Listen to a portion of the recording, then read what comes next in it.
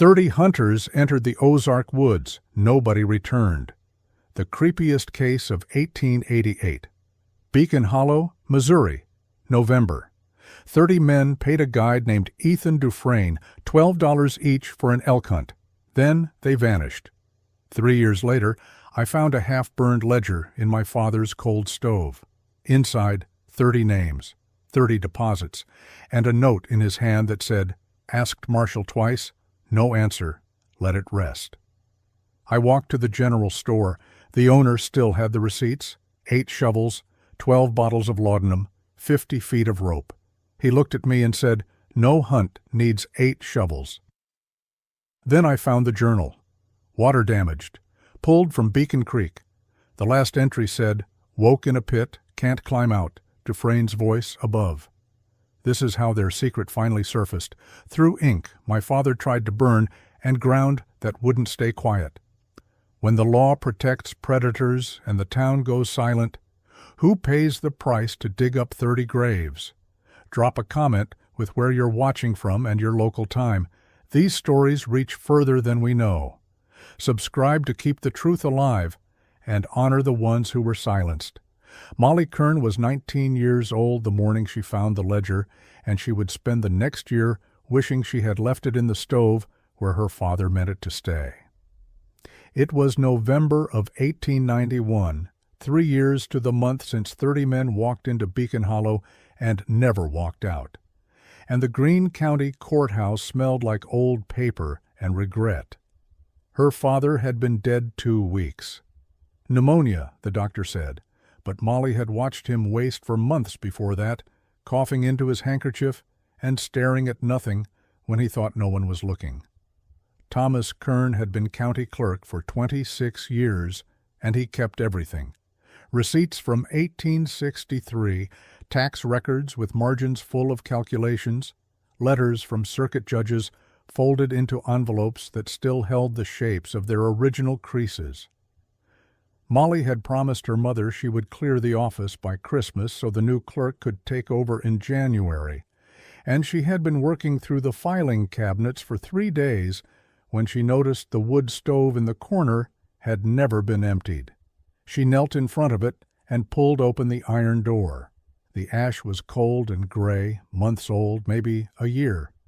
Her father had stopped lighting fires in the office sometime before he got sick. She reached inside and felt something solid beneath the powder, leather.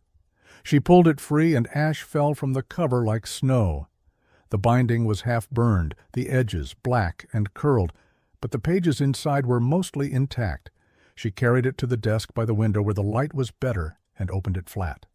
The first page said, "Springfield Hunting Club" in careful script, then 1888 roster and accounts below that.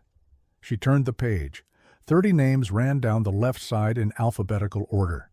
Next to each name was a date between August and October of 1888, then a figure, $12. In the far right column, every entry said the same thing. Guide fee, E. Dufresne. Molly did not recognize most of the names, but she knew James Calloway. He had taught her arithmetic when she was 11. She remembered his voice, patient and slow, explaining fractions with apples drawn on a slate board. She had not thought of him in years. She turned through the rest of the ledger. More entries, supplies purchased, dates of meetings. A note at the bottom of one page said, "Departure planned November 7th." Then nothing. The next 5 pages were blank except for a single line written in her father's hand. Near the bottom of the final entry, it said, "Asked Marshall twice. No answer. Let it rest." Molly sat very still. She read the line again. Her father's handwriting was cramped and small, the way it got when he was upset. She closed the ledger and looked at the stove. He had tried to burn this. Not all of it, just enough.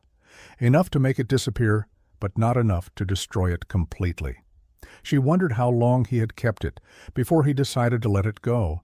She wondered if he had stood here in this office, alone, feeding pages into the fire one at a time, and then stopped. She wondered what had made him stop. She wrapped the ledger in a flour sack and carried it home. Her mother was in the kitchen kneading bread and did not ask what was in the sack. Molly went upstairs to her room and hid it under her mattress. That night she could not sleep. She kept thinking about the names. 30 men, $12 each. A guide named Dufresne. She did not know what it meant, but she knew her father had thought it was dangerous enough to burn and sad enough to stop burning. The next morning she walked to the town square. It was cold and the sky was low and gray. She went to the dry goods store first. Mr. Pace was behind the counter sorting nails into wooden bins.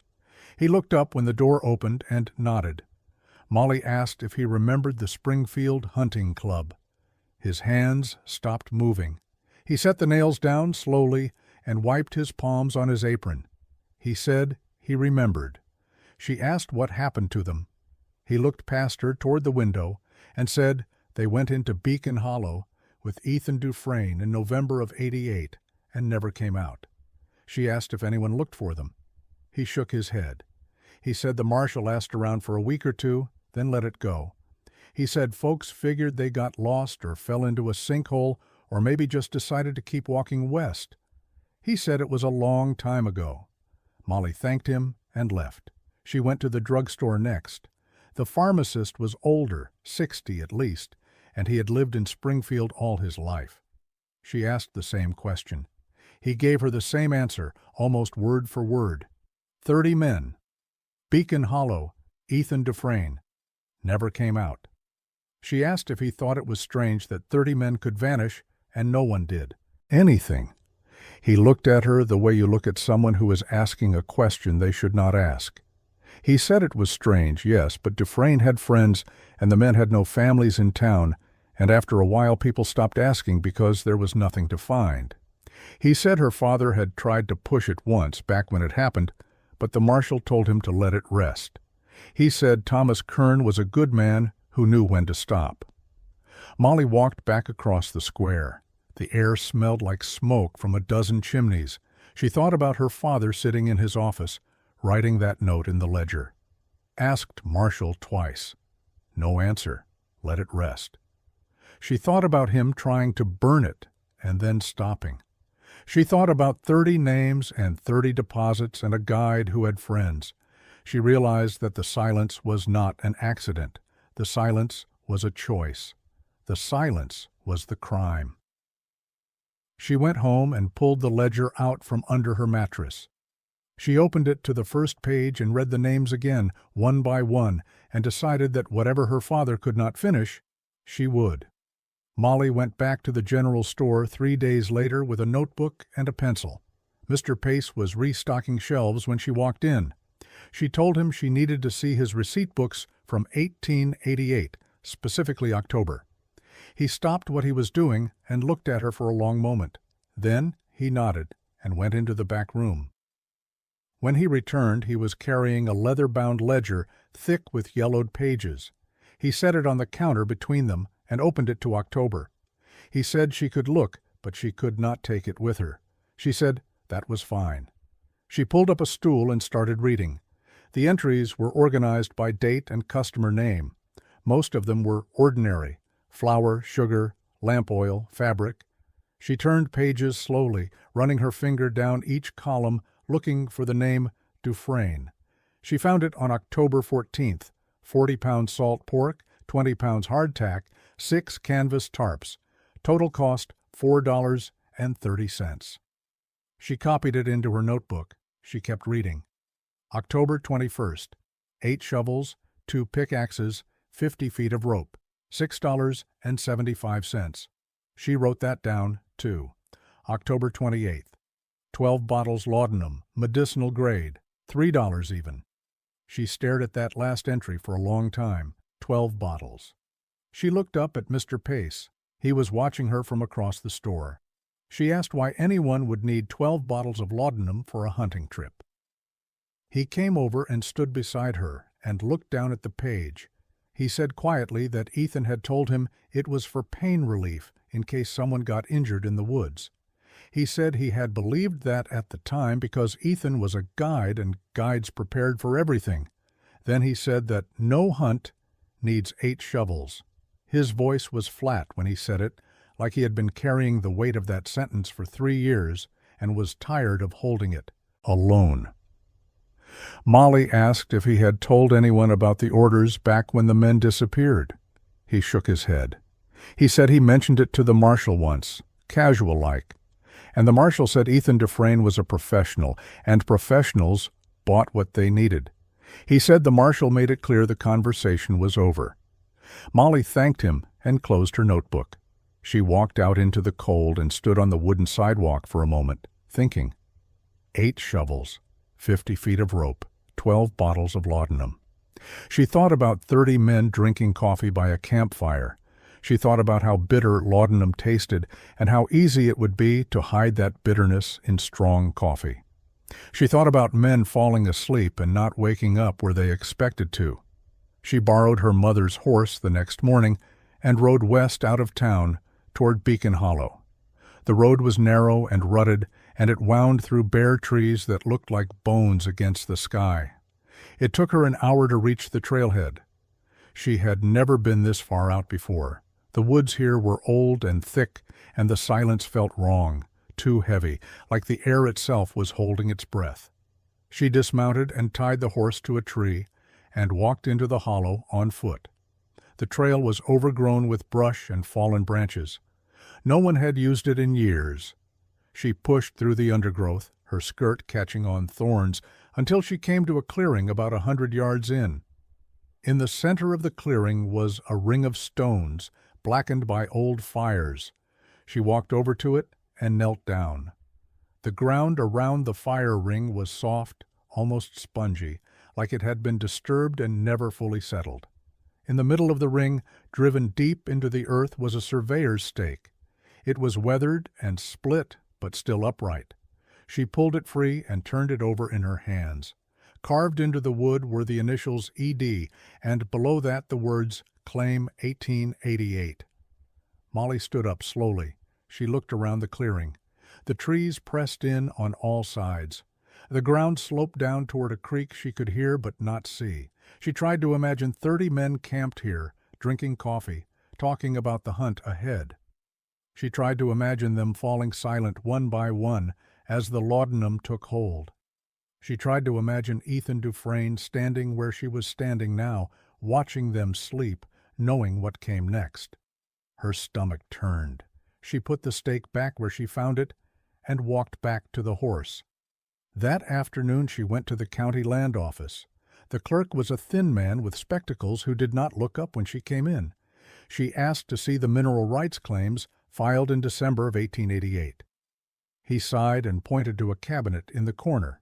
She found the right drawer and pulled out a stack of documents tied with string. Most of them were claims filed on land near the rivers where people hoped to find lead or zinc. She went through them one by one until she found what she was looking for. A claim filed on December 9, 1888, for a parcel of land described as the eastern basin of Beacon Hollow, approximately 40 acres. The name on the claim was Ethan Dufresne. The filing date was exactly 1 month after the hunting party disappeared. Molly sat down at the clerk's desk without asking and read the document twice. Dufresne had claimed the land for copper mining. He had submitted an assay report that said the soil showed promising mineral content. He had paid the filing fee and signed his name in bold, confident script. She looked at the date again. December 9th, 1 month. She thought about the shovels and the rope and the surveyor's stake planted in the clearing. She thought about her father's note in the ledger. Asked Marshall twice. No answer. Let it rest. She realized then that Ethan Dufresne had not guided those men into the woods. He had prepared the ground. He had bought the tools and the tarps and the laudanum weeks in advance. He had chosen the location and marked it with a stake. He had planned every step. And when it was over, when 30 men were buried in soft earth that would settle and compact and look like nothing had ever happened, he had filed a legal claim on the land so no one else would ever dig there. The mineral rights were a lie. The copper was a lie. The only thing Ethan Dufresne had ever mined from Beacon Hollow was silence, and he had bought it with 30 lives and $12 each. Molly heard about the satchel from a postal rider named Webb, who stopped at her mother's house in early December to deliver a package.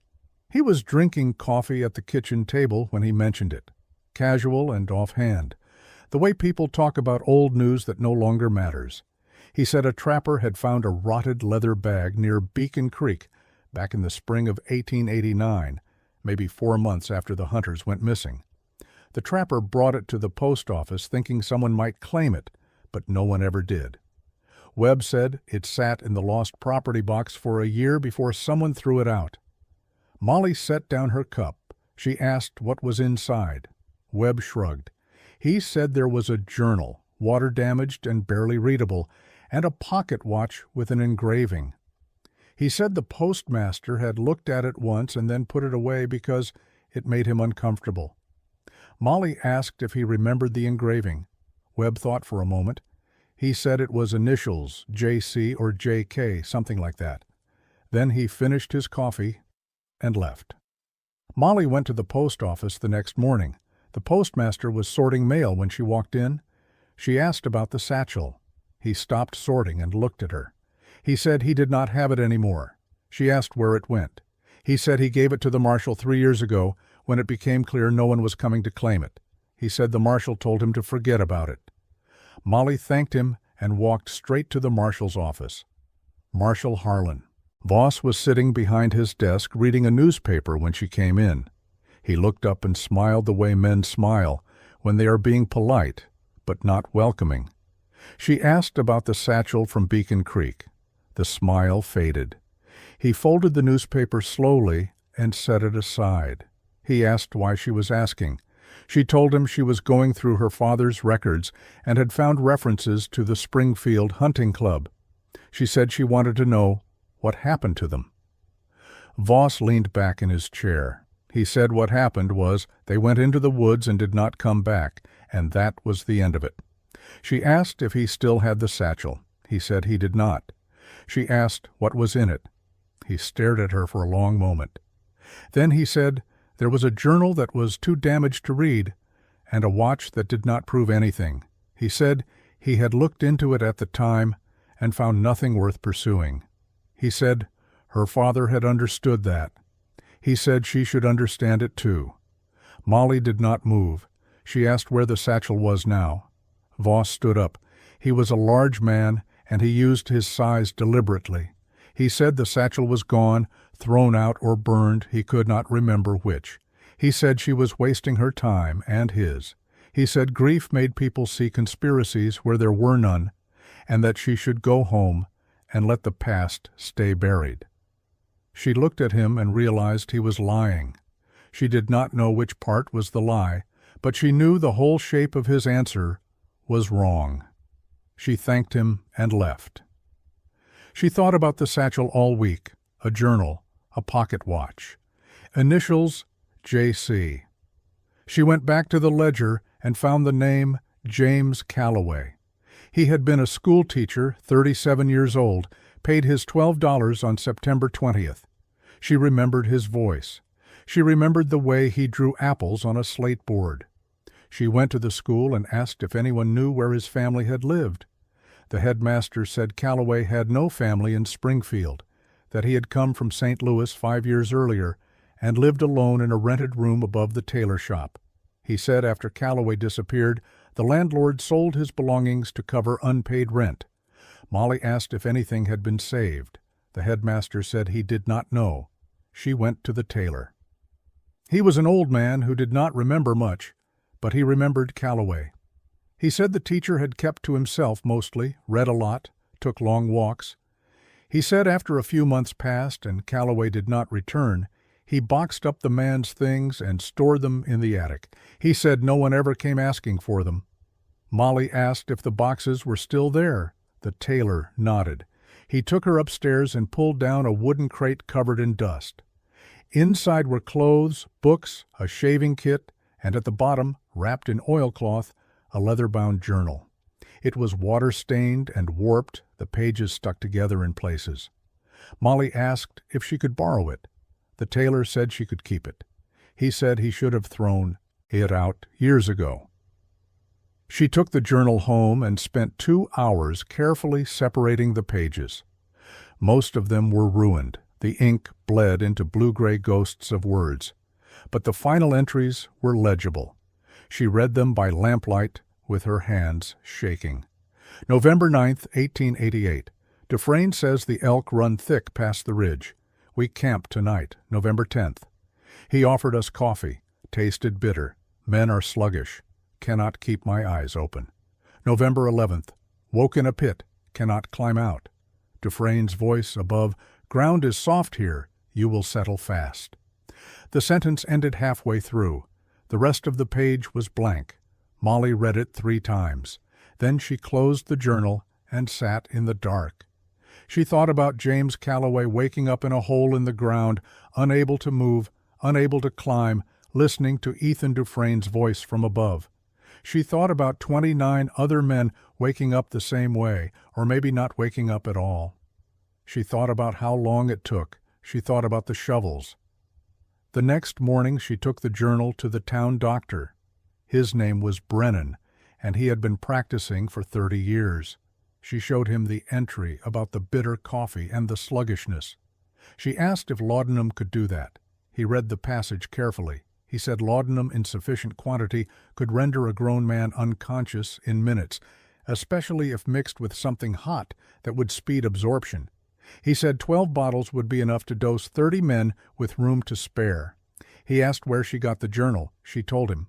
He handed it back and said she should take it to the marshal. She said she already tried. He nodded slowly.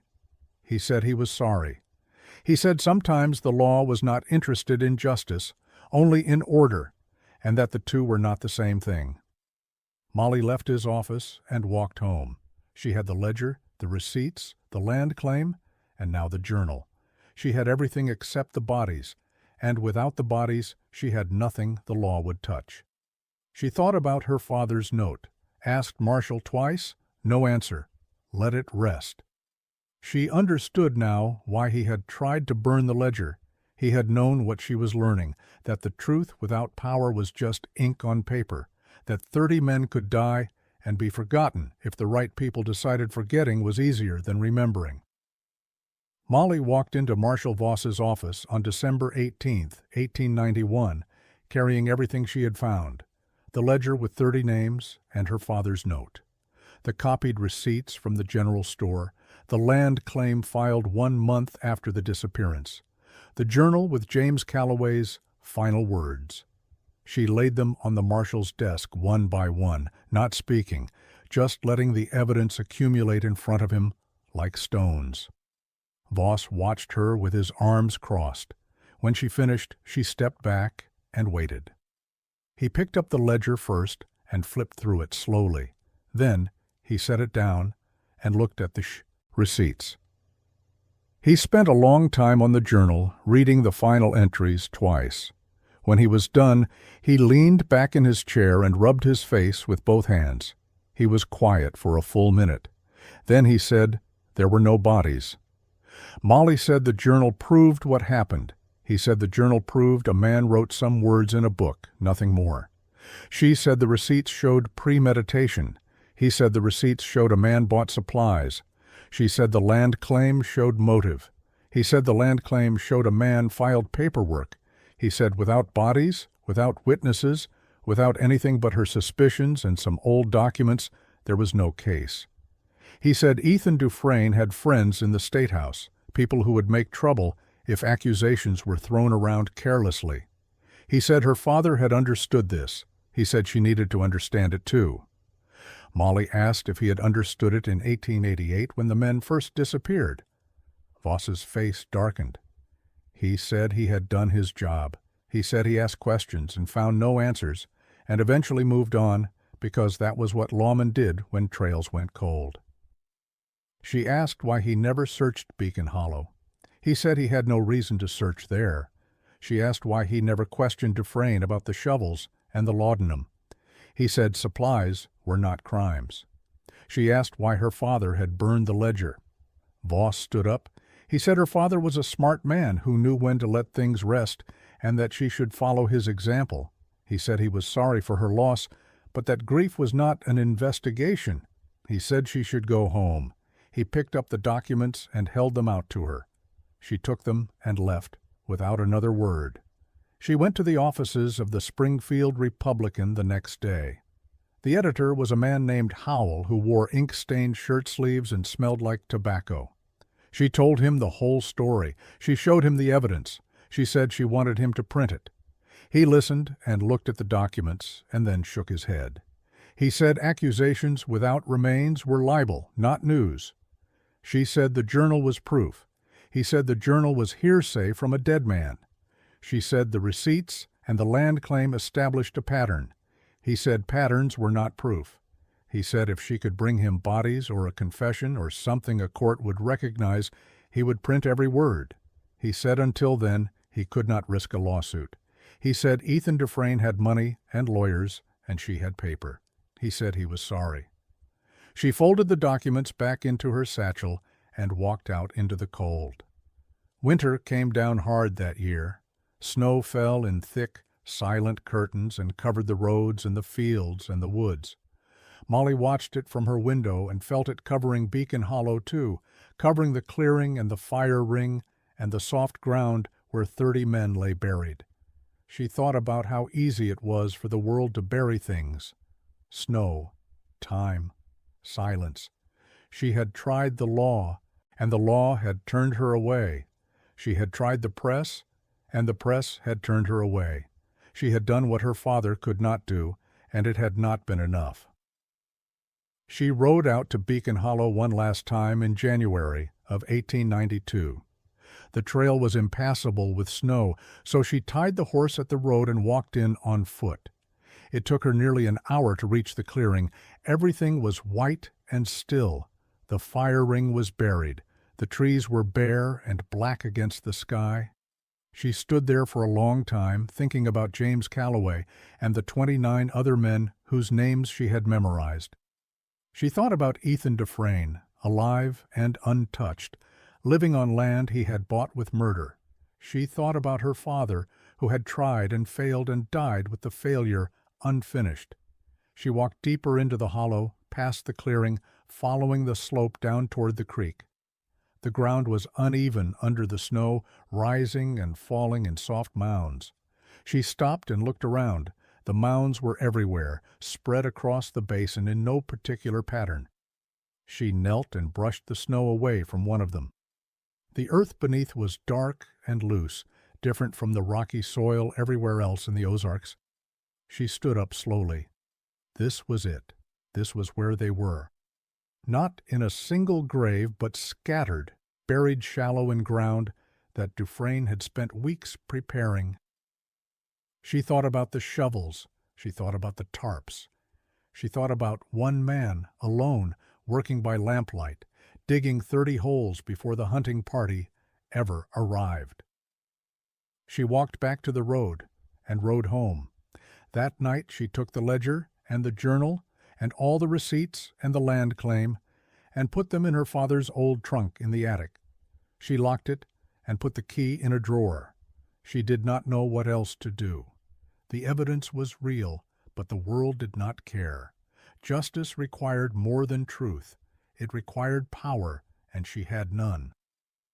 She stopped asking questions. She stopped going to the courthouse and the marshal's office and the newspaper. She went to church on Sundays and helped her mother with the house and tried to forget, but she could not forget. Every time she walked past the courthouse, she thought about her father sitting at his desk, writing that note in the ledger. Every time she saw Marshal Voss in town, she thought about the way he had looked at her when he said there were no bodies. Every time it snowed, she thought about Beacon Hollow and the soft ground and the 30 men no one remembered. Winter stretched into spring. The snow melted, and the roads turned to mud. Molly turned 20 in March. She felt older. She had learned what her father learned, that some crimes were too big to fight, that some men were too protected to touch, that silence could outlast truth if enough people chose not to listen. She had tried to finish his work and failed, and the failure sat in her chest like a stone she would carry the rest of her life.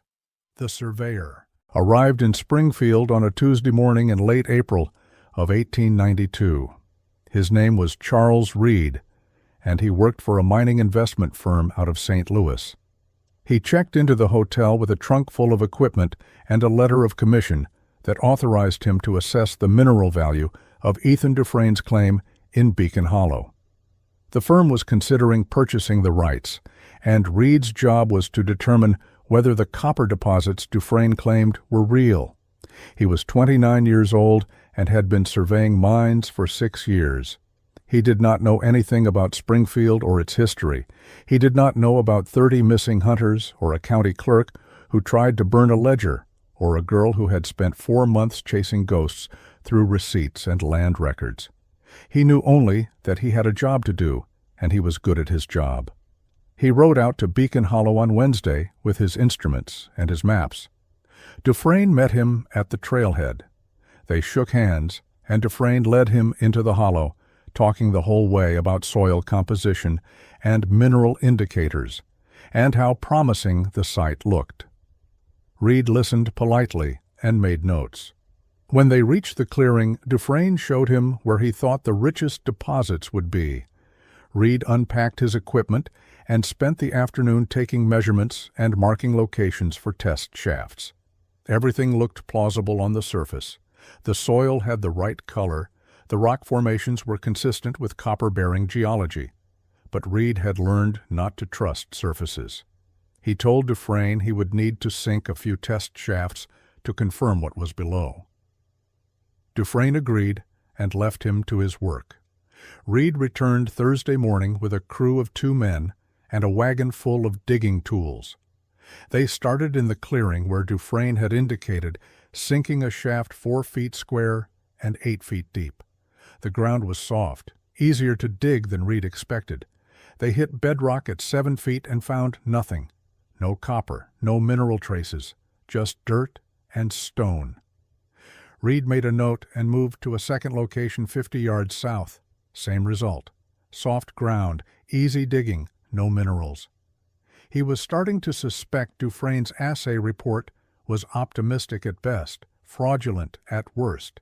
He decided to try one more shaft on the eastern edge of the basin where the ground sloped toward the creek. They started digging Friday morning. The earth came up in dark, loose clumps. At 3 feet down, one of the crew hit something that was not rock. He called Reed over. Reed knelt at the edge of the shaft and looked down. There was fabric visible in the sidewall, rotted and stained, but still recognizably cloth.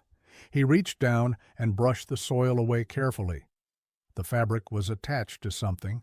He dug further and uncovered what looked like a coat sleeve, then a hand, then bone. Reed stood up and stepped back from the shaft. His hands were shaking. He told the crew to stop digging. He walked back to town and went straight to the marshal's office. Voss was at his desk when Reed came in. Reed told him what they had found. Voss did not move for a moment. Then he stood up and grabbed his coat and followed Reed back to Beacon Hollow. They reached the site an hour later. Voss looked into the test shaft and then looked at Reed. He asked if there was more than one body. Reed said he did not know. They had stopped as soon as they realized what they had found. Voss told the crew to keep digging, but to do it carefully. They worked through the afternoon. By evening they had uncovered 3 complete skeletons in the first shaft.